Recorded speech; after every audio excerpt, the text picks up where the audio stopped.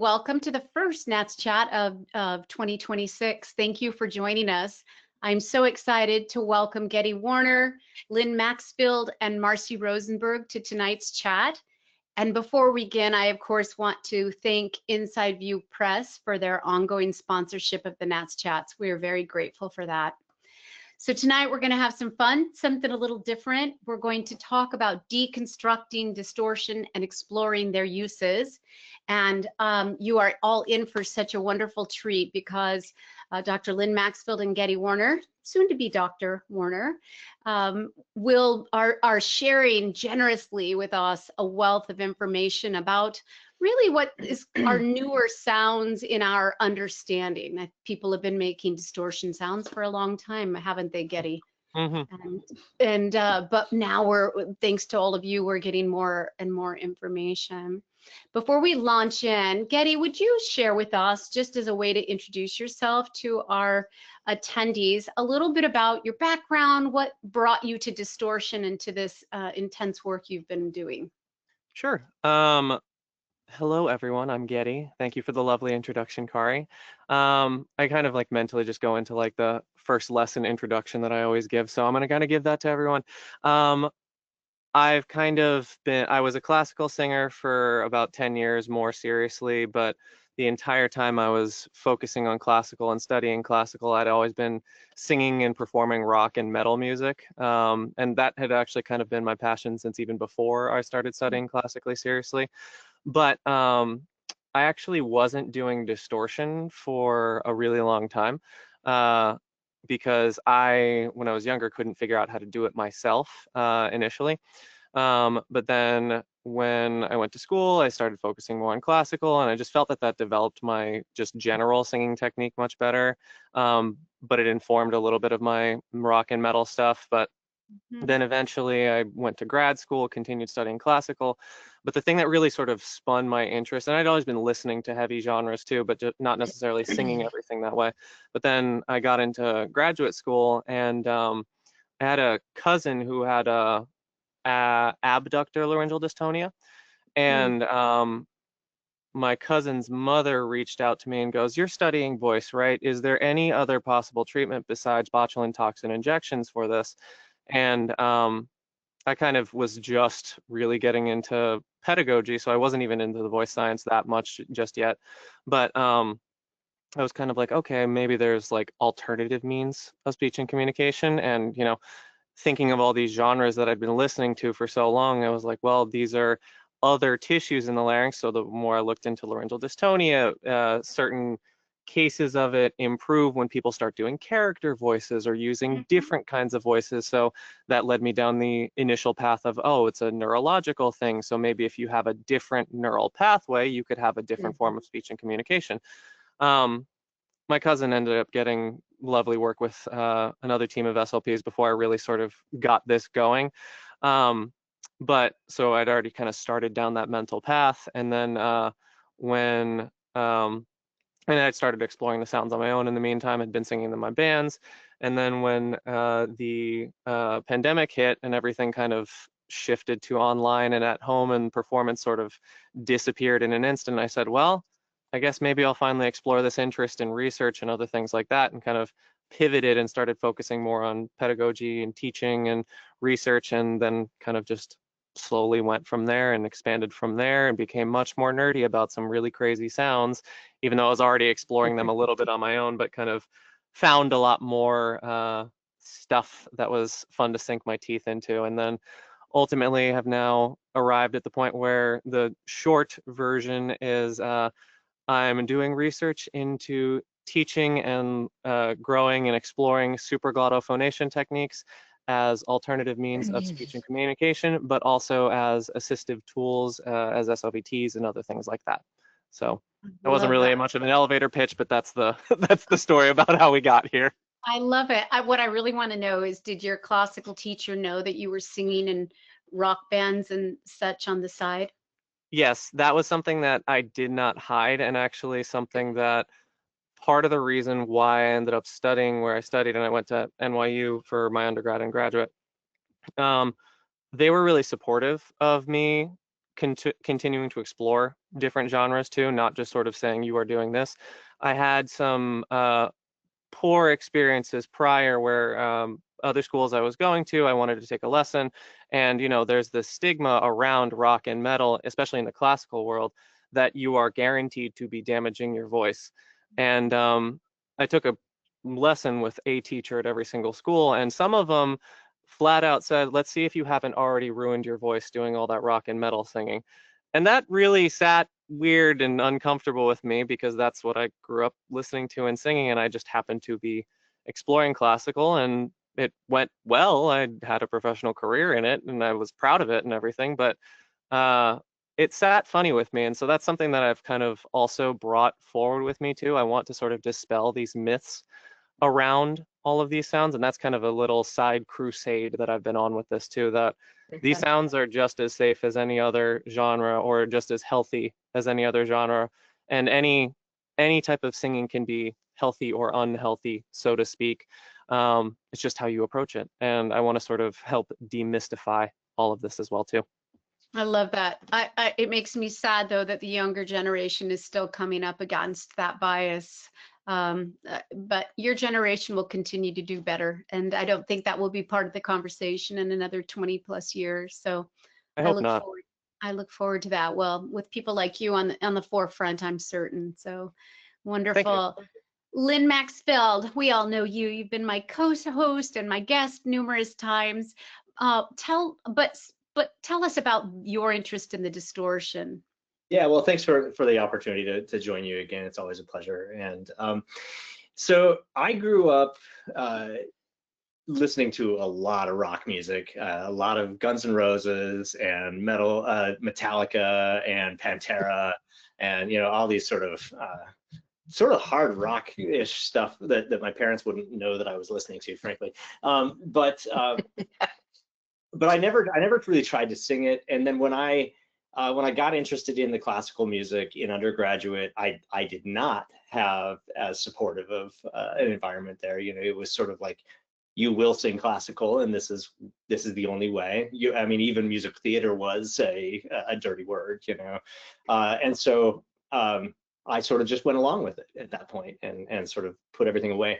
And I didn't really get interested in the distortion stuff. I still listened to it, but I didn't really get interested in it until about 5 years ago. Dr. Amanda Stark, was at our lab while she was doing her doctorate, and she formed this collaboration with the YouTube channel, the Charismatic Voice, who was very interested in sort of demystifying these extreme harsh metal vocals, extreme harsh distortion. There's a whole raft of words we can use to describe them. And she took on the challenge of seeing how we can measure them. And so that's really been my foray back into it, was to examine it from as many modalities as we possibly could, to try to explain it in the wild, how the professional artists are doing it.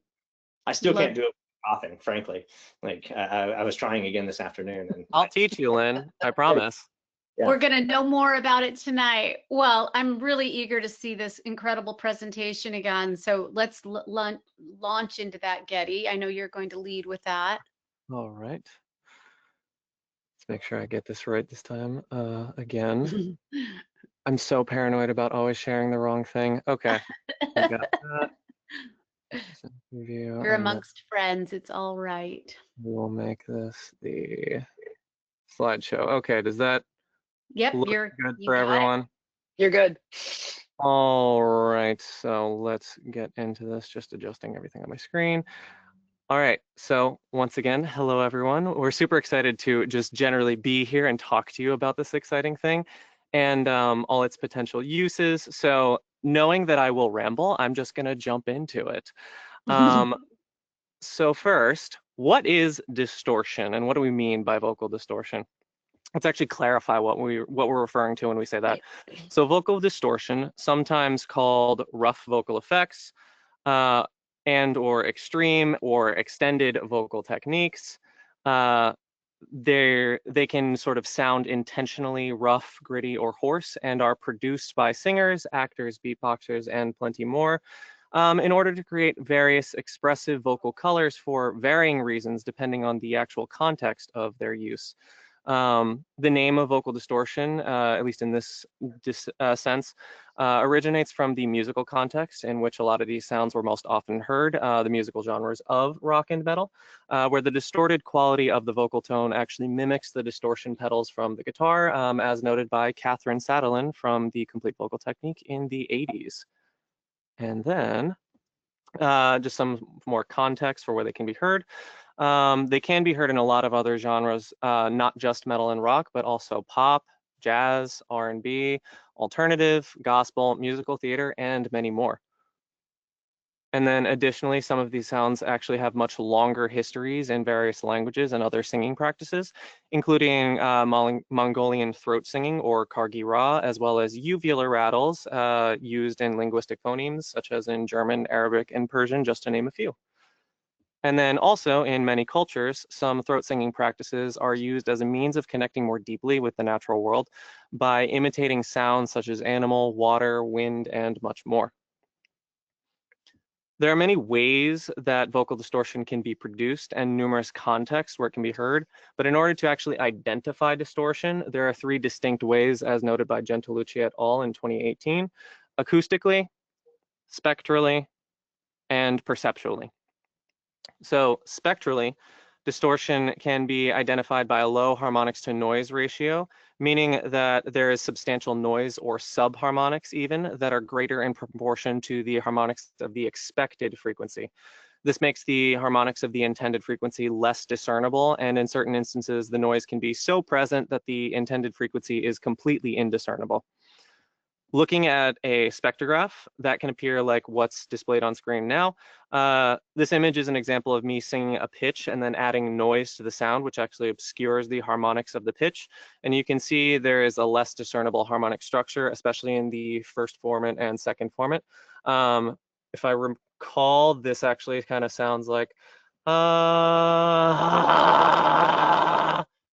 least I think it was. It's been a while since I recorded this one.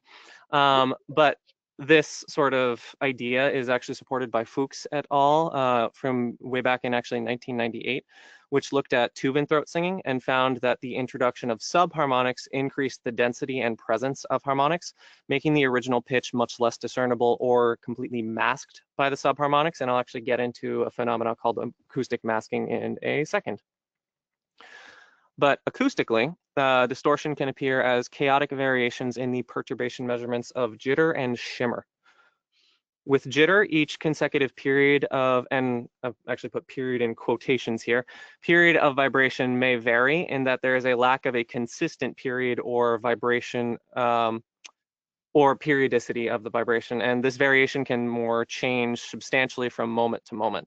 That can appear something like what you see on your screen now. And looking at the individual, again, periods of vibration, you can see that the distances between these various waveforms seem to change from peak to peak. And then with shimmer, the amplitude of glottic vibration varies from period to period, meaning that the glottal flow pulse changes with each cycle of vibration. And that would look a little more like the peaks of the waveform being randomly higher and lower from one instance to the next. Finally, on the perceptual plane, distortion can occur due to the listener's oral processing of the sound. This happens when at least 2 sounds of similar amplitudes, whether sinusoidal or not, are heard within the same cochlear critical bands of the ear. This means that the tonotopical hairs in the inner ear that perceive sounds and frequencies can't actually distinguish the difference between multiple sounds or pitches within the same hearing frequency band. This is the phenomena that I mentioned a second ago called acoustic masking, which then either hides or completely distorts the expected frequency. Now that we've kind of covered some of the phenomena that acoustically, spectrally, and perceptually allow us to identify distortion, let's talk about how physiologically some of these sounds are produced at the level of some of the tissues and structures. But starting off with a sort of totally too vague overview, physiologically, distortion can vary depending on the type of distortion being employed and the tissues and structures being utilized.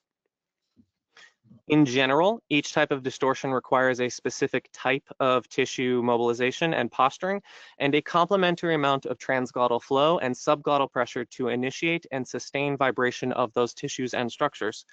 Variation in transglottal flow, subglottal pressures, and vocal tract posturing can cause these tissues to vibrate either aperiodically or asymmetrically, producing the effect of vocal distortion.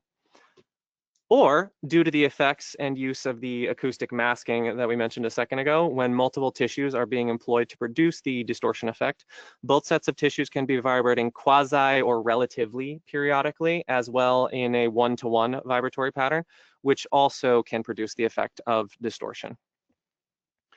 Finally, there are many structures in the vocal tract that can be used for various distortion sounds that include, but are not limited to, and that's really important, the true vocal folds, the ventricular folds, also known as the false folds. A side note, I'm on a crusade to get people to stop calling them the false folds. They're real, they exist, we use them for a lot of different things. They're the ventricular folds.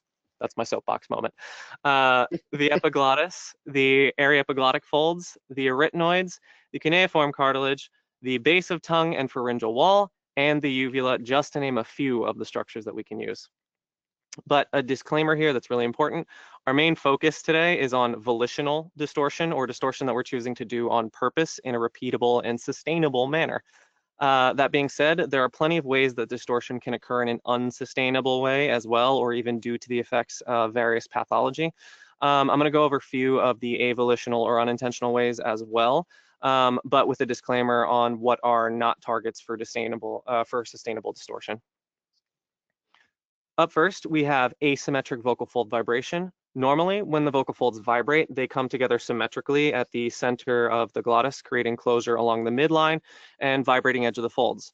When consistent pitch or frequency is created, that symmetrical vibration can happen hundreds, if not thousands of times per second in a consistent pattern.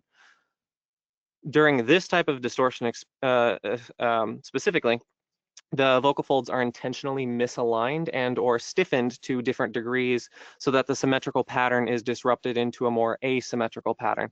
This can lead to an aperiodic vibratory pattern, which when exploited can create the effect of vocal distortion. An avolitional instance where this could occur is during paresis, hemiparesis, or partial paralysis of the vocal folds. This would cause an imbalance in vocal fold adduction, causing one or both sides to adduct unevenly, leading to the avolitional distortion, which again is not the intention of today, but worth mentioning in this instance. This goes into the second kind of distortion, which likely begins as more of an avolitional type of distortion, but that can then be done intentionally when there's an understanding of reactive inertance, formant manipulation, and how to disrupt that positive feedback through disruptive resonance couplings of the vocal tract. So what on earth did I actually just say? Here's a very, very cursory overview of reactive inertance, but reactive vocal tract inertance has to do with the positive feedback that occurs from the shape of the supraglottal vocal tract, feeding acoustic energy back into the vibration of the vocal folds, helping with both glottal closure, reduced minimum pressure threshold, and improved acoustic output. Another way to think of this is that with shaping the vocal tract above the true vocal folds, there is a pressure feedback that serves to improve vocal fold function, which is the goal of formant tuning when singing. But by creating disruptive resonance couplings, this has been shown to destabilize the vibration at the vocal fold level, creating a more aperiodic vibratory pattern or a more distorted quality. I mentioned that this likely starts as an avolitional method of producing distortion, as many singers performing in various styles have likely produced this effect unintentionally while singing in other styles due to improper vocal tract tuning. But if this phenomena is exploited intentionally, it can create vocal distortion at the fold level by aiming for unstable resonance couplings. The next method we have to create distortion is differences in vibrational mode of the anterior and posterior portions of the vocal folds. For example, the anterior portion of the vocal folds may be vibrating in a more symmetric vibratory pattern, more consistent with loft, M2, or even head registers, while the posterior portion of the vocal folds may be vibrating in a manner more consistent with pulse or fry. This can create an environment of biphonation or distortion, depending on the difference in the modes of vibration through that asymmetry that is created in the overall vibratory pattern. This has been explored to a large degree by pedagogues like Melissa Cross in her methodology, the Zen of Scream. However, this phenomena can also be seen avolitionally in some cases of muscle tension dysphonia and some lesions as a result of behavioral usage. This too can create asymmetry in the anterior-posterior modes, leading to avolitional distortion. However, I cannot stress this enough. The goal is not to create membranous lesions on our vocal folds in order to produce distortion. So please make sure we never tell anyone that we need to injure ourselves to create distortion. That being said, because it should be covered, avolitional distortion due to pathology, whether from a lesion or neurological inhibition, is indeed something that occurs, as I briefly mentioned. As I mentioned before, the vocal folds normally vibrate symmetrically with nearly even closure all along the vibrating edges of the vocal folds. But in a case of benign lesions, there is some type of pathology that disrupts the smooth vibratory pattern, leading to the sound of distortion. This can occur in cases of nodules, polyps, cysts, sulci, scarring, and granuloma, just to name a few. In the case of some neurological pathologies, the vocal folds may not close evenly, which on its own can create distortion, but then some individuals may develop compensatory phonation methods that can also lead to other types of pathology. Again, by no means is this the goal of distortion, as these are all avolitional instances of it, but I mention these because it's important as pedagogues and clinicians to recognize when distortion is occurring as a result of maladaptation, or if it's actually a volitional production of the sound. So it's really important to make that distinction. The last method of note to create distortion involves the use of high subglottal pressure and high transglottal flow. This can be found with many techniques that recruit supraglottal tissues, as there's not only more total mass set into vibration due to the larger size of most supraglottal tissues, but since there is usually aperiodicity in the vibratory patterns, there's not always full closure of all vibrating tissue, potentially contributing to the actual higher registered airflow. However, this actually doesn't capture the full picture, as there is a complex interplay of the aerodynamics between the true vocal folds and other supraglottal tissues during vibration that's still not fully understood, but Lynn might actually be able to illuminate a little bit of this in a moment. But what we do know is that during vibration of supraglottal tissues in general, there can be a notable increase in both subglottal pressure and transglottal flow, as evidenced by 𝘕𝘈𝘛𝘚 et al. In 2018 or 19, which looked at growl phonation, or in this instance, because growl is used as a sort of catch-all term in some of the literature, this instance specifically is referring to use of the areoepiglottic folds. Additionally, 𝘕𝘈𝘦 et al. In 2024, also looked at flow dynamics of the ventricular folds at different distances with each other, and found that in states of sufficiently high transglottal flow, regardless of ventricular distance apart, after a certain point, distortion could be produced. Now, of course, this phonation can be seen in individuals with vocal hyperfunction and muscle tension dysphonia as well, where there's a lot of compensatory compression, but that is usually not accompanied by high levels of airflow. Rather, it is usually accompanied by low transglottal flow, and the compression is a compensatory strategy to try to create voicing. Again, this is not the goal of this type of distortion. But now I'm going to let Lynn take over and talk to us about some more complicated sounds. And then a little bit later, I'll show you some fun uses of various more simplified distortions as tools that I actually use in the studio with some of my students. So Lynn, I will let you. I turned it over. Lynn, you should have control. How do you like that, Commander? I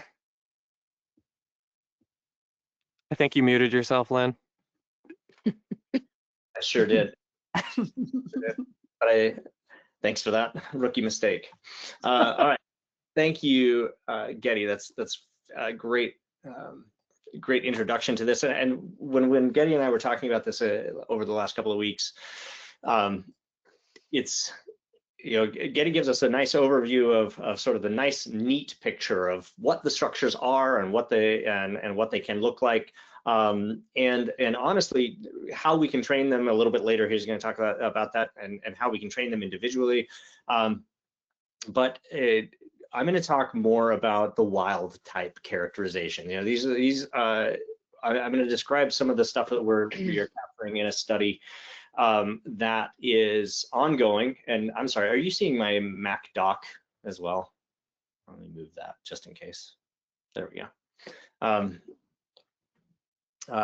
Yeah, these are currently we have five participants. These are all professional signed and touring artists in various metal genres, from deathcore to metalcore to other core metal death combinations that I can't remember the differences between.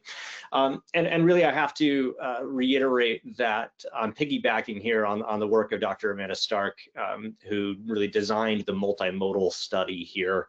And I've been helping along the way primarily with the acoustic side of things. So, all right, so because this is a NATS talk, and I suspect that some people will be a little bit less familiar with how this stuff fits into the genre or into different genres of music, we'll give you just a very brief introduction here. So this is Spencer singing a little bit of what he does.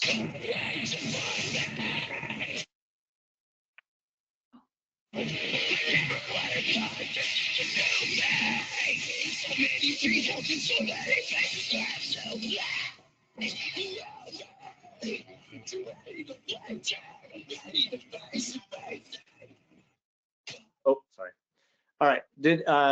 Could one of you guys tell me whether that sound came through as well as when we were practicing it? Still okay? Not quite as good, but we could still hear it. Yeah. Okay. Yeah, fingers crossed. So what you can differentiate already is there's not a lot of pitch there, right? As you would expect, until for the reason I wanted to include that whole clip is he keeps switching back and forth between a little bit more pitched work where he does have more of a cleaner, what they often call their clean sounds, and then back to these heavy distortions. And Geddy, if we get a chance, I might want to just dive into the idea of distortion here. A lot of what you were talking about was describing distortion in terms of having a clean pitch that was being distorted with the addition of a secondary sound source. And it struck me that a lot of these sounds don't have a periodic signal at all to be distorted. So I don't know. Anyway, we'll see if we just get to the point where we can talk about that. All right. I love it. Ideas are rolling. All right, so there's lots of these different subgenres of metal music, and our question was, can we phenotype these harsh vocals in a way that pays homage and actually is meaningful to the way that the artists themselves describe their sounds? These are all professional touring subjects, as I said. And so we started with a lot of work on the front end, just asking the artists to catalog all of their sounds. And most of these artists had somewhere between 40 and 80 what they considered unique sounds that they would produce and could volitionally call up to use. So that's remarkable to me. I don't think I have more than like 5. So. But one thing, so I'm going to focus today on the false chord scream, which was one that showed up in, across genres and across all of these artists. All right, so quickly became apparent that we're going to need multiple modalities to study this. So here we have just a little introductory video here. He's getting his EMG and his spirometry, MRI, nasendoscopy, and acoustics, and more EMG. That feels crazy, he says. So we'll talk about the EMG here in a moment, but let's start off with just acoustics. This is stuff that most people are more familiar with. So this is one of the artists performing what they called their Tuvan sound into a false chord scream. So it starts out pitched with a so their true folds or their what are we going to call them if we don't have false folds as well? Ventricular folds. I know what to call the ventricular folds. I'm wondering, what do you call the real vocal folds? I guess we'd just call them vocal folds. I don't have a crusade against that. You could still call it true folds. Oh, but, sorry, if there's not a false, then there can't be a true. No, I'm kidding. All right, so starts off with the vocal fold, and the ventricular fold vibrating at the same time. And then he takes away the vocal fold vibration. So that sounds something like this. That sound okay? Mm-hmm. I want to hear it one more time.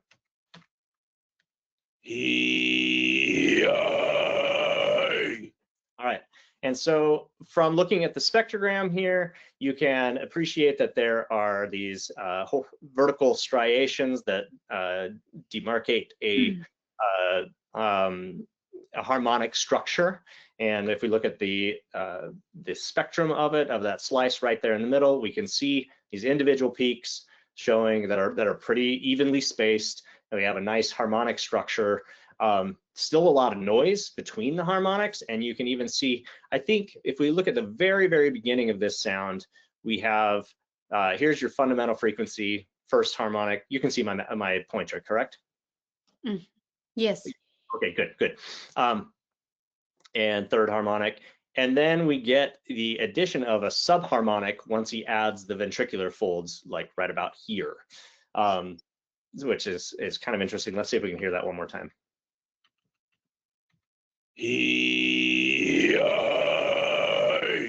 Maybe I'm making that up a little bit.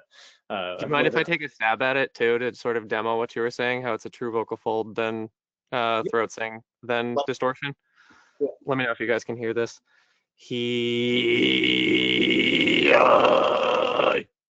Right, that's sort of switching over while you carry over true vocal fold phonation into the tube and throat singing, and then sort of have the subharmonic and then lose it altogether. Exactly. Perfect. And so yeah, so then if we switch over here and take a spectral slice over here, we see we've lost the harmonic structure. There's no longer evenly spaced peaks as easily identifiable, at least. And instead we're left with just this sort of very rough, very noisy signal. You'd be hard pressed to identify any peak to peak regularity, frankly. All right, so then we have one here where it's this is what he describes as his false chord isolated scream. So without generally without any true fold vibration. I would argue maybe there's a little bit right at the beginning as you hear this. Oh, sorry. Let's hear that again. And again, on the spectrum, power spectrum, we don't see any regularity in peaks that would indicate a regular harmonic structure, just a very chaotic sound source that provides, I mean, the nice thing about it is it provides a broad spectrum sound source. That means there's spectral energy, acoustic energy existing across the whole frequency spectrum, so that wherever a formant or a resonance lies, there's energy to be excited. And so the vowels are actually fairly easy to identify, right? That's more of an E sound, right? Yeah, maybe a little bit cover his lips out as well. All right. And then this is probably my favorite sound that we've recorded, frankly. This is his pitched false chord. So no longer a tubing into a false chord, but he's trying to maintain a pitch underneath a ventricular fold vibration, and it's quite a high pitch. Yay! It just makes me happy every time. It sounds like somebody falling. Yeah. So here you can hear a clean onset that up into this higher frequency. It's around 350 hertz or so.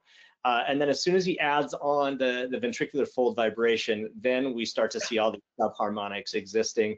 And what I find interesting is these moments of instability, frankly, where we get these octave pitch jumps. It's almost like he's yodeling inadvertently throughout as he comes down through that pitch glide. And I think that Geddy, that to me ties into what you were talking about of capitalizing on on the acoustic pressure feedback on the nonlinearity of our system, to instead of avoiding those instabilities, we're actually trying to use those instabilities to create this chaotic vibratory source. Just for one more for good measure. Yay!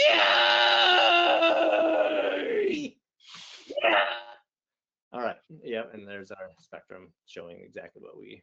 Oh wait, why did I do that? Oh right, because here we see the subharmonic. I think actually his fundamental frequency is right here, and these are all subharmonics of that fundamental frequency. And then we lose some of that as he comes down. It becomes a little bit more chaotic, but still. All right. So one of the things we're more excited about is having good nasendoscopy of these screams. So here's one of that tubing into false chord. All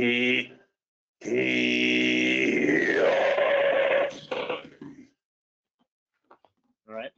So, and I'll play that again here in just a moment, but I want you to pay attention to all the things that you can appreciate here. The larynx is fairly low. Base of tongue comes up as he adds that vibration. We've got some middle constrictor compression where it's pushing and constricting into that epilaryngeal area. And you can see these arytenoids vibrate and the epiglottis vibrate. So these are all adding to the total acoustic pressure variations that will be radiated out of the sound source. So let's try that one more time.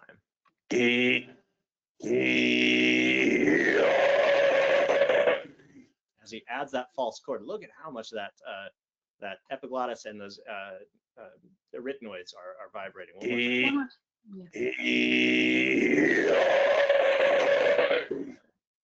Yeah, and true to the NATS chat format here, please by all means interrupt me, Kari, Marci, Geddy, anybody, if you want to talk about something that you're seeing here. But one of the things I was interested here in was early on here where he's doing the tubing. There's some constriction, but I can at least still see true folds. In addition to the ventricular folds, it's not nearly as compressed as I expected it to be. And then as he moves and adds the vibration, then we get to see more of the constriction. I should check here. I'm getting notes or text messages from Amanda, so making sure that I want to make sure I'm not saying something. All right. So all right. So these are all the things that we can see on the outside of this, but we can't really appreciate the true folds. We can't appreciate the false folds once we get that extra constriction. What's happening in the area epiglottic region? What's the rest of the vocal tract shape? So clearly, the nasendoscopy or flexible laryngoscopy is not going to be enough. Even so, I still want to play a couple more. So this is just the false chord here. Is that too loud? No, not loud enough. Let's do it again. It's okay. We'll listen here. It played so well yesterday when we tried it.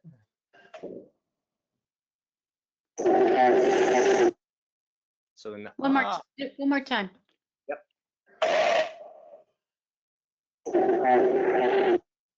It sort of goes back and forth between it, or he starts with an ah and then he goes to an oo. And interesting to me that there's more compression on the ah than on the oo. It feels like it opens up a little bit more. Like ah, that's really, really tight. And then once he breathes and comes back to the oo here, this region back in here is a little bit more open, a little less compressed to my eye at least. I actually have a thought on that. It has probably from the tendency of oo not being a great vowel for some of these sounds. So what often happens is a variation of what's referred to as a tunnel scream or a tunnel distortion, where there's some version of the tongue arcing forward to create a little more of like an oo or a quasi oo sound.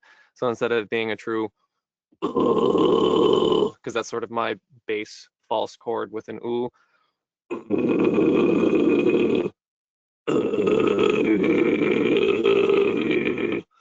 little more that variation. Yeah, that's a great point, Geddy. And when we were designing this study, I sort of insisted that we have that we try to get stable vowels in addition to all of their natural stuff. And I'll say when we floated that out to the artists, they're like, "Oh, yeah, sure." I mean, to their credit, they were all like, "Yeah, we'll give it a try. Sure, absolutely." But all of them are like, "That's not something I normally do at all." And yet they all have text, right? They all have text that they're getting through, and so there has to be some vowel flexibility that they have available to them. All right, one more, just because I still like that sound. Here we're going to see, you do get to see the true vocal fold vibration, some medial lateral compression, some anterior posterior contraction, base of tongue comes up, and then we have the area epiglottic vibration, arytenoid vibration. Anyway, everything, everybody's in the pool here.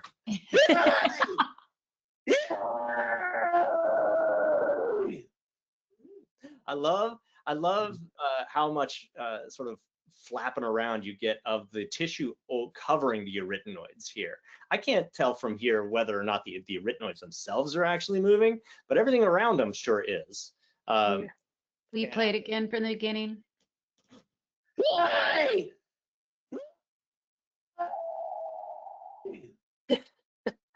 They're moving. Yeah, I think they have to. The dance of the sugar plum arytenoids. That's good. Well, I think this is a good point to emphasize that I think for those of us who teach singing, who teach classical singing primarily, or even music theater, but with none of this distortion stuff, we tend to think of like how much effort this stuff must take. It's true. It does take oftentimes high subglottal pressure. It takes constriction of different areas that we wouldn't want to target with classical, Western classical, but it also requires a certain level of release of some of these tissues in order for them to be flaccid enough to vibrate and flop around. And I think that's where most of us get in trouble. That's where I get in trouble, is I'm compressing and then I can't release anything. And so I'm trying to make it vibrate and make these rough sounds, and I just can't make it happen. In our conversations while we were figuring like out how we wanted to talk about this, we kind of had a fun little postulate that I pitched to Lynn, and it's that maybe at the onset there is a necessary compression and engagement of the tissue at the onset of phonation, but throughout the duration of phonation there's more of a release of everything with a very minimal sustained engagement of the actual musculature. Absolutely, and that actually plays right into here really nicely. One of the really unique things about our study is that we are including hooked wire EMG. So if you're not familiar with this this technique, we have a very thin electrode that is inserted with a needle subdermally through the tissue out here into the belly of the thyroarytenoid, the cricothyroid, both left and right, the thyrohyoid, and then left and right, and then also the submandibular complex, just trying to get sort of all of the tongue. The tongue is really hard to get with hook wire because there's so much happening all at the same time. You can't really isolate which belly is activating it at any time. So if you are thinking, boy, sticking needles in your throat, that can't be great. It's not very comfortable. I will say I have done it, and I'm grateful that I know what we're asking our participants to do, but I wouldn't probably volunteer again to do it. But what I want to point out here, not on this one, oh yeah, there we go, on this false chord, is that we actually, so each of these lines is one of those muscles activating. And it's exactly what you just said, Geddy, we see here on the right thyroarytenoid, the right thyrohyoid, and the right CT, we get a bump. And the left side, I suspect we had good signal, but well, actually, I'll talk about why I think this is it. But you get this spike in activity of all of those muscles as he onsets the send, and then it all has to release, right? We all get less activation of those muscles as he goes along to sustain that vibration. Otherwise, the tissue would be too stiff. Now, this particular artist that we have this EMG on, his laryngoscopies are just fascinating because his whole larynx tilts to one side. All canters over to one side, and I suspect that it is like we're seeing that exactly here in the EMG, where that right side is all active and the left side has to release for it to go over on that side. Anyway, I have talked a whole lot about this, and I want to make sure that I get back into Geddy's time to talk about sort of how he's training. All right, that was the sound in case you wanted to hear it. Yeah, false chord. So I'm going to stop this and. Oh, that was great. Back. I'm not giving you back controls because now. No, because you have better sound than I do apparently while sharing. So. It did yesterday. It sounds like it's not as good today, but that's all right. Your sound's working really well though, Geddy, when you're making demonstrations. Okay, That's good. Great. Yeah, so I'm going to show that screen again, and then how do I start the Google slideshow? Yeah. What do I have to hit to? There's a slideshow tab that I think you have to click first. Sorry, it's behind a thing here. My apologies, everyone. No apologies. I mean, even if you just have to pull it up and just don't show everyone my speaker notes because I ramble too much. So just making sure I stay on my own script. Otherwise, feel free to show whatever. Fair enough, fair enough. Okay, well, I'm going to pull it over here and do that. Perfect. Okay. So those are some of the more, starting to get to some of the complicated sounds, and I use some of those in studio, but kind of in general, when performed correctly or in a more sustainable manner, the posturing and sort of didactic targets of some vocal distortions can actually create SOVT-like postures in the vocal tract, since very specifically SOVTs involve partial occlusion of either the anterior or posterior segments of the vocal tract.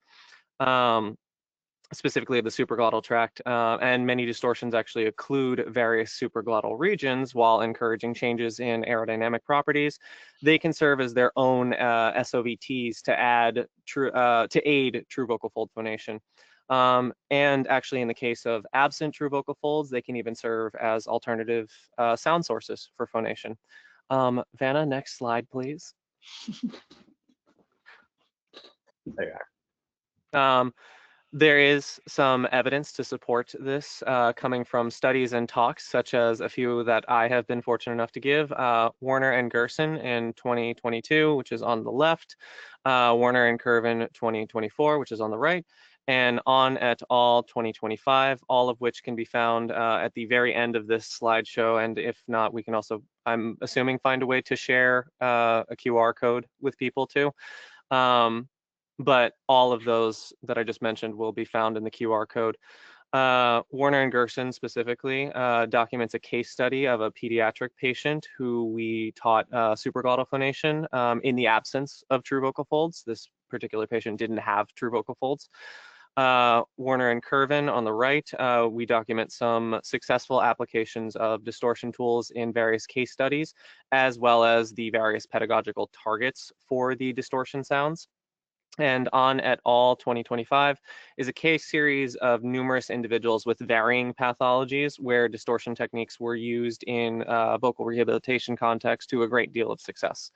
And then finally, moving forward, All right. to close out this portion of my portion of the talk, here's a few examples from my own studio with permission from my students.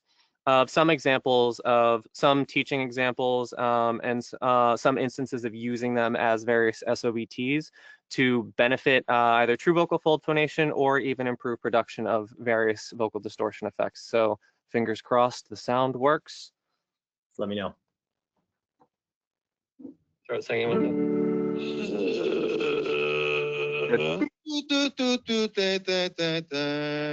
That one cleared it up a lot. How did that feel? Yeah, I felt more control, definitely like more power behind it, but it was easier.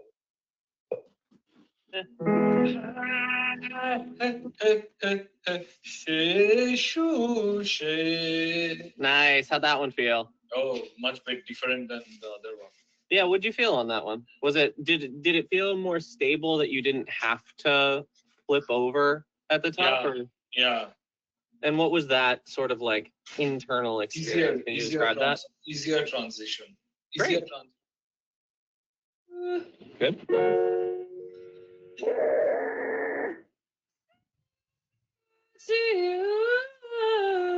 Nice. Yeah. Was that one? What differences between? Because those were pretty noticeable. It almost feels like it feels like it's louder, but it's not. But it's because there's more specificity and there's like so much more resonance.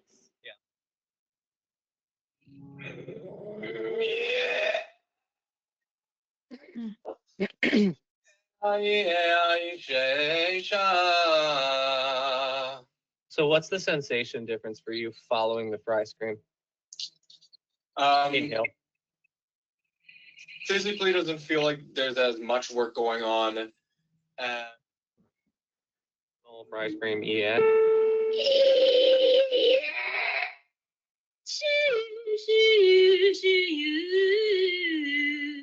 Good. Just comparing those two, what do you feel between them? Yeah, I think it just feels lighter. It's just lighter? Cool.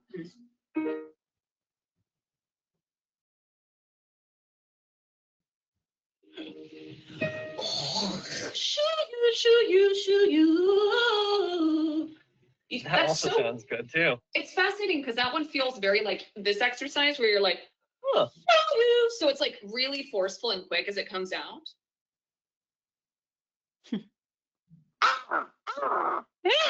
Once upon a time, everything was all right. Yes, I mean, outside. Then I grow up, because I realize the world is a fucked up place sometimes. How's that feel? Feel better. Give me your best crow impression. One more time. Good. There's a little bit of like a rattly quality that comes into that, right? Mm-hmm. What do you feel happen when you make that sound? Like I feel it rattling in here. Like Is it here? Is it high? Is it back? Is it forward? What do you feel? It's like right here. It's in the front. Yeah. Okay. Does it feel okay? Does it feel uncomfortable? What do you feel?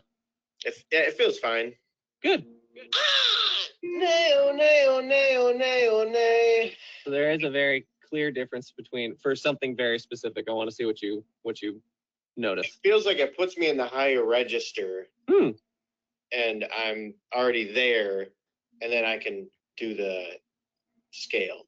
Yeah. Does it feel more just like I'm here, ready, set, go? Yeah, yep.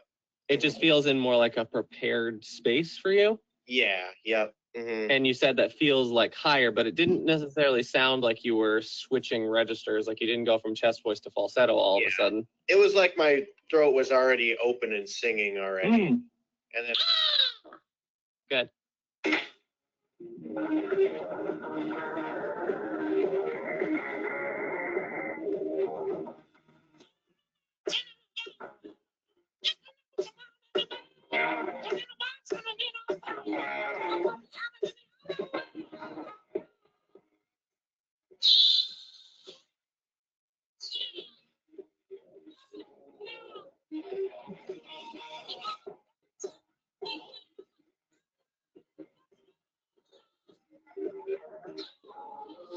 Cool. What'd you feel? it felt pretty smooth, actually. There were some moments that I was like, that actually sounded much better than the first version. Some moments where you're like, still figuring out where that wants to settle. What was your overall experience with that? Yeah, it felt pretty chill. Yeah, it wasn't as intense as it normally is. Resting position. It goes up. Up, right? So that's the key thing that I want you to find in this tool. Yeah. So I want you to feel that specific elevation, that specific narrowing. Now what I want you to do is I want you to close your mouth while keeping the same shape and give me a hum. So it'll be. It feels very small, right? Oh, yeah, I saw that. One more time. I want you to give me a gentle throat clear on that pitch. So it's going to be. Good.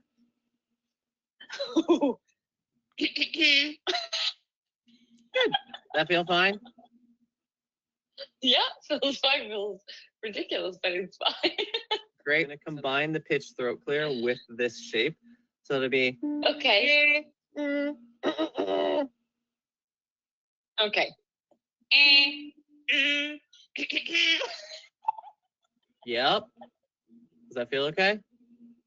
Yeah. Good. You said your phone was broken, just forgot to charge it. Hung up in your wearing, God, I hope it's ironic. Did you just say we're finished? Didn't know we started. Your tongue just so familiar, baby. What do you call it? Oh my God, like no effort.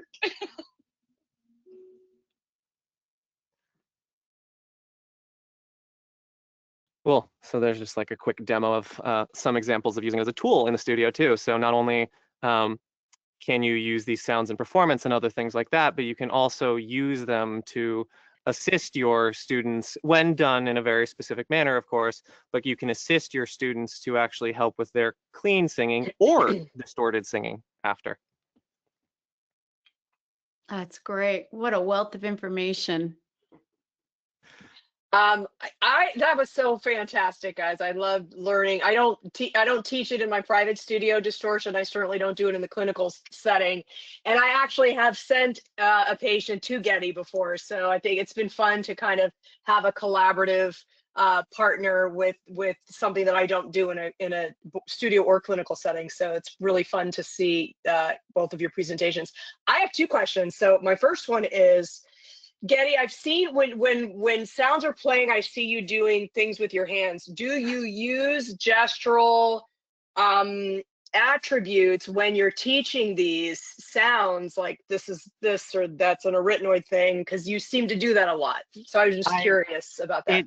It's kind of like the you know, bowling thing where you bowl and then you kind of lean to try to get the ball to roll in a certain way.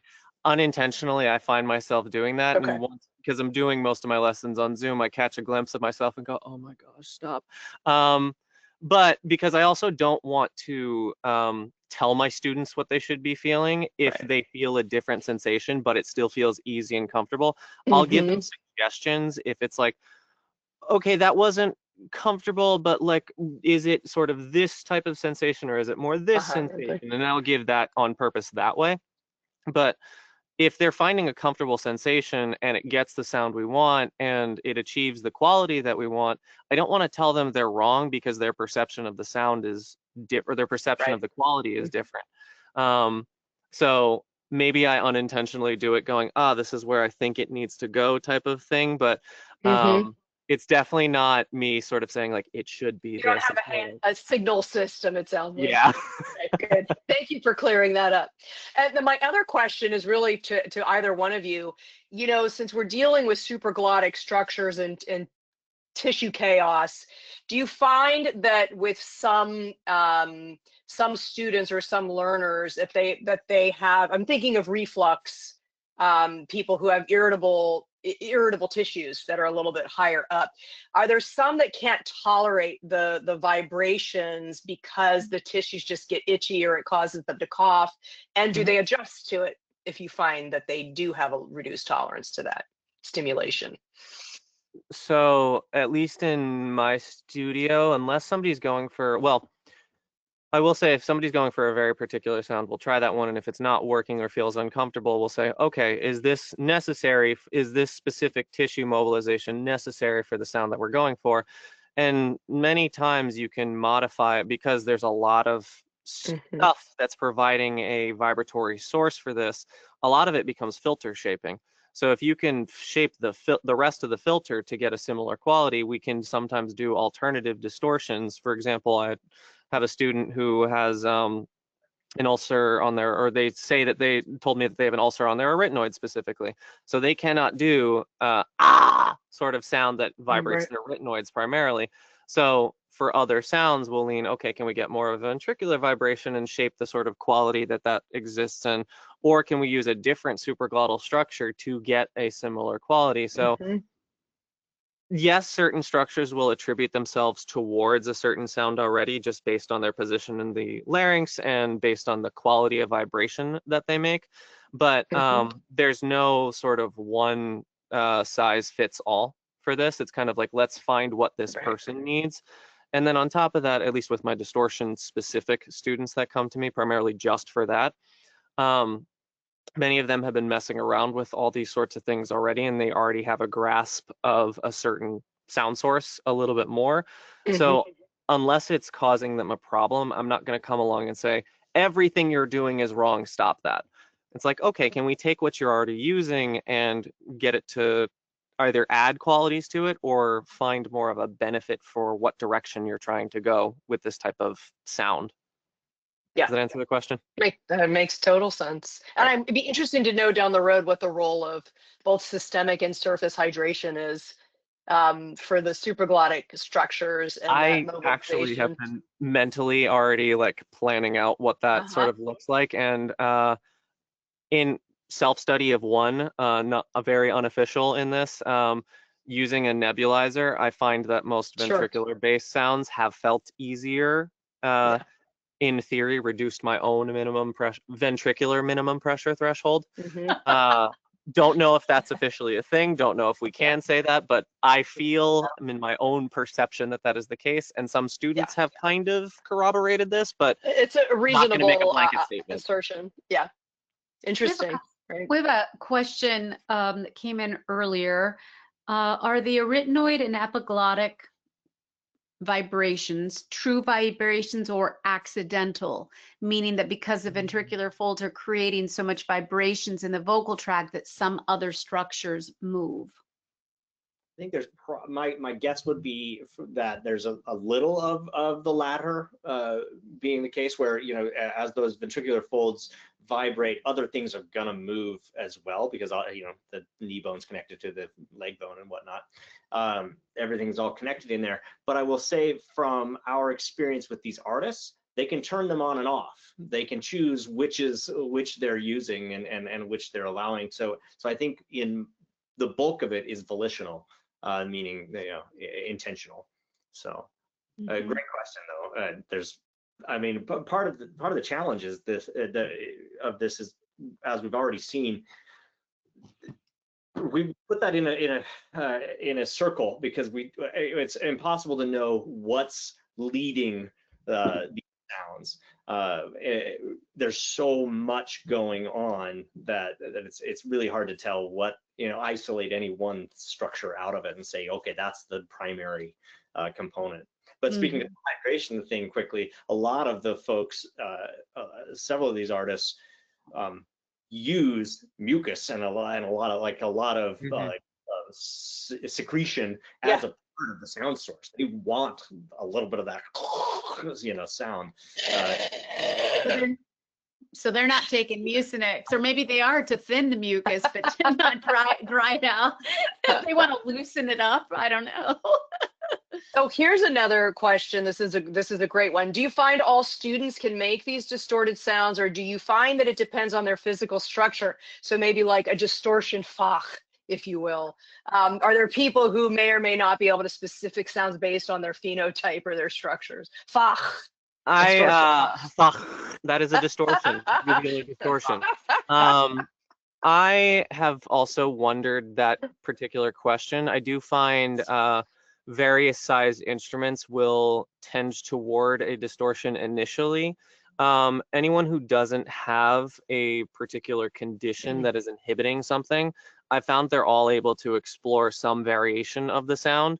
But I also work not only with distortion users, but just plain clean singers, so to speak, and then also plenty of in conjunction with a lot of different SLPs who send me patients who are now working on a habilitative side of things, but they're not looking for distortion. So I'm not necessarily giving them the sake of like, okay, you need all of these different distortions. It's what is benefiting this type of vibration. So for example, if somebody is a self-proclaimed belter and they have too heavy of a quality, I might use, and shout out to Lori Sonnenberg for this one because she'll appreciate this, but For her creak, but leading into what we might refer to as a fry scream, the sort of stretch of the vocal fold tissue, as well as the lower subglottal pressure in this, leading that into a certain belt sound, I've found in some instances reduces their perceived effort on the belt sound while still getting a very similar acoustic quality.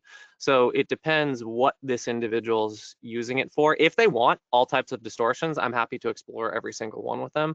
But at least in those cases, I'm not saying you need a ventricular distortion, you need an arytenoid distortion. It's like, does this work for you? Does this make sense for you? Is it a sound you'll ever make? Cool, we'll lean even further into it. Or is this just a tool for you to get a good onset into something you're looking for?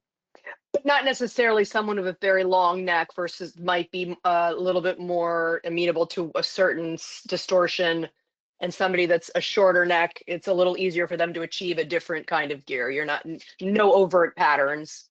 I mean, I would say the smaller larynges tend to find fry variations a little more easily, I've found. The larger larynges tend for the larger supraglottal structures, but that's not to say that anyone can't make any sound. There's some lovely examples of very small statured people making some very gnarly low sounds with all different types of tissues, and very large statured people making very high frequency sounds or perceived frequency sounds with all different types of distortion. So there's, I hesitate to say that there is actually, in this instance, I would actually hesitate to say there's a very particular Fach system, though there's probably leaning and tendencies, I would say.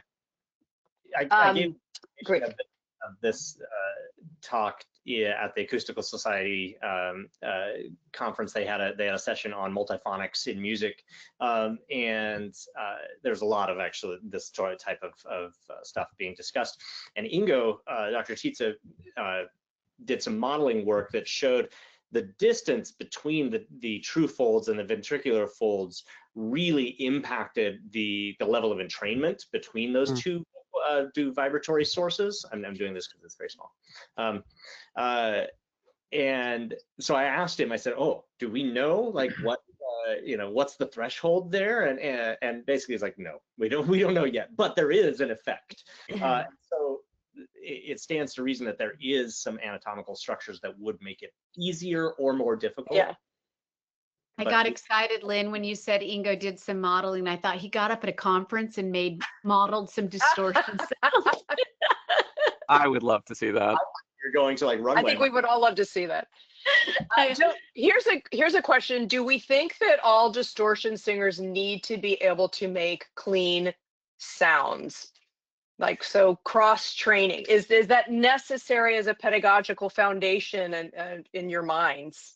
I personally am of the mind that they don't necessarily need to have like, a performance ready musical theater, classical, even more stereotypical CCM sound, but they need to have the ability to produce sounds in a comfortable and easy and perceivable way that can then be translated into use of those same sort of directives for these other structures as well.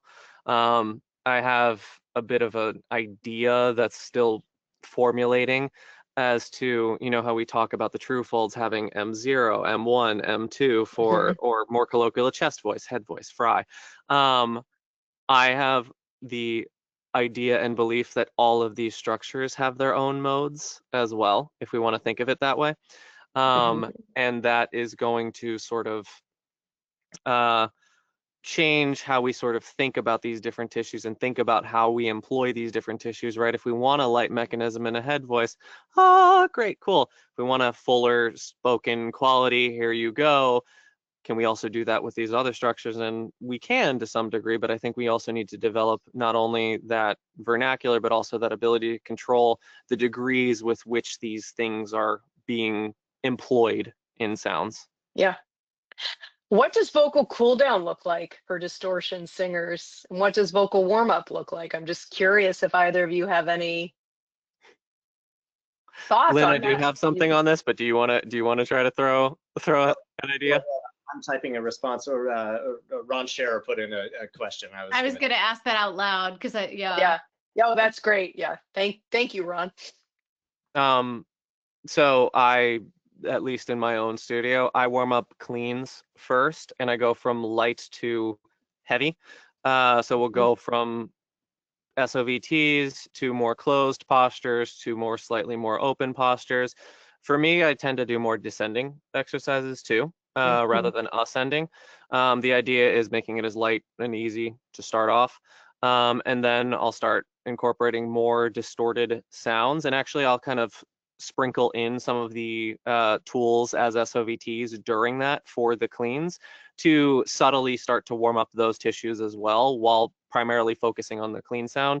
So by the time we get to primarily a distorted exercise per se, they've already been employing this subtly throughout the whole thing. Cool downs, just SOVTs. Though if they want to do a little bit of throat singing, I recommend that, or variations on throat singing. I also use those. SOVTs with clean sound. SOVTs with primarily with cleans. Some of my more extreme singers like to try to do them with their distortions as well. They enjoy them. I can't say I've got the largest sample size of students that are currently doing that specifically to say like, this is the way that I think we should all do it. But I find that all of my students doing regular SOVTs on cleans, they feel good as a cool down. Well, let's ask Ron Scherer's question. How close are we, in quotes, to an agreed upon universal list of types and terms, physiologically and acoustically based? But this is kind of a nice wrap-up question, actually. Dr. Scherer, thank you for the question. You put in two terms there, two words that make it fairly easy to answer, which is agreed upon and universal. Right? That, not very close, but we're working on it. You know, that's the goal of this study, is to at least come up with some sort of taxonomy. But the truth is, from my own perspective, I think we're actually maybe a little further away than we thought we were when we started, because there's a little more complexity to it than we thought, and so. I wouldn't put out a lot of hope there for you yet. Sorry.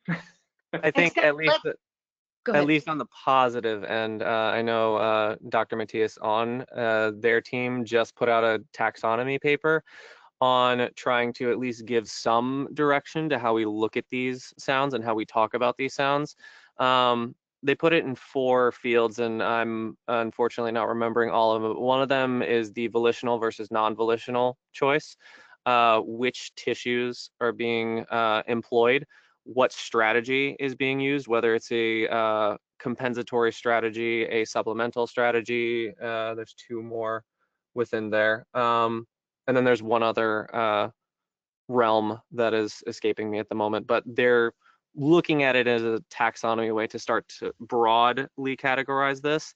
And the same idea that I'm sort of pitching with the different modes idea, that's another way to start to categorize this as well. So I think we're all approaching different angles for this, and hopefully we do eventually arrive at a cohesive direction. But I agree with Lynn that we're further than we would have thought. Yeah, and thanks for bringing that up. And I had a couple of conversations with Matthias, and on one hand, the taxonomy works fairly well if you're building the sound and you're layering. That actually works pretty well. Well, I should step back and say, from my standpoint, for what we're doing of describing the wild type sounds, that is not fitting as neatly as what I would be at this point. Well, we can at least help Geddy with his soapbox on ventricular folds versus folds. I understand. Nobody wants to be false. It's like being out. Or ventricular folds. Geddy, as we finish here, if you could help teachers pick maybe one of the distortions that you find is the simplest to access, is there one of them that we would start with? I would say probably, well, I say this and then I'm sure the first person that tries it after would then say that's impossible or very uncomfortable. I would say one of the easier ones to play with and explore, though you will not get a satisfying distortion right away, is probably 𝘗𝘁, only because very, very surface level, very oversimplified. It can be a combination of mode 2 and mode 0 simultaneously. So take a light head voice pitch. So take that and then try to incorporate vocal fry into it, or start from a vocal fry and try to slide up to a pitch. So just quickly demoing that.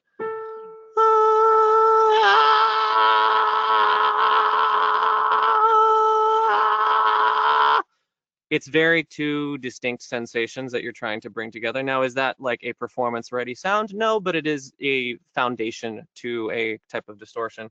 Or take the fry and slide up to a head voice pitch. And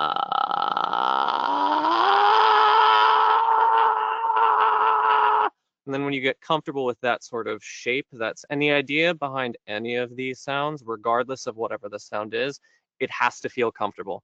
There is no you push past this discomfort, you fight through this difficulty. The entire time it needs to feel easy and comfortable. There might be energy and engagement in other sounds, like when you get to the more complex ventricular fold sounds. Also, as a side note, everybody engages their ventricular folds and everybody does a brief moment of ventricular phonation anytime you cough or clear your throat, friends. So there are your ventricular folds. Just be careful about sustaining them. But so I guess from a technical standpoint, that's the easiest one. Can you do a ventricular fold one now for us? Like talking through the beginning of it, or just just singing, just doing a sure. Going, so a more CVT, complete vocal technique style distortion is a pitch distortion.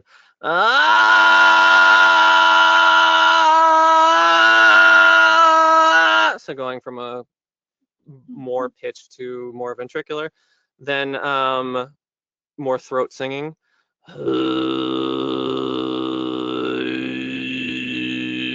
And then turning that potentially into another distortion. And then some more fun sounds.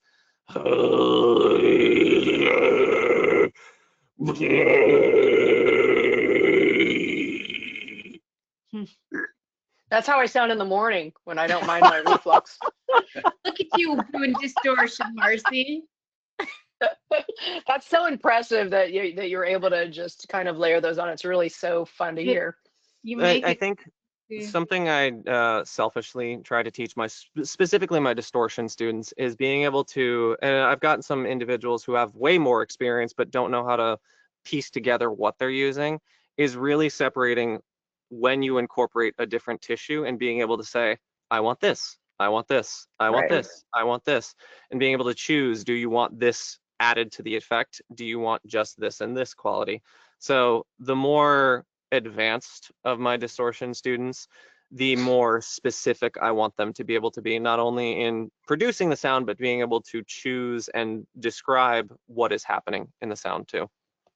Wow. Well, thank you. I really appreciate this tonight, and I thank you all for staying over with us. But I knew we would have a lot to unpack, and I think maybe a future chat as well to break down the application further. But thank you for your expertise, your generosity. Marci, thank you for co-hosting. And before I forget, the next NATS chat excuse me, is on a different time. It's on a Friday, February 6th, instead of a Sunday, still at the same time of 4 p.m. Pacific, 7 p.m. Eastern. And it will be with Eric Hunter and co-hosted by Ed Reisart. And we are going to discuss Beyond Worn Out, addressing vocal fatigue and effort. So we'll get to hear some of Dr. Hunter's more recent research and unpack that a little bit. So thank you all for joining us for our first NATS chat of 2026, and we'll see you all again. Have a great evening. Thank you, guests. Thank you.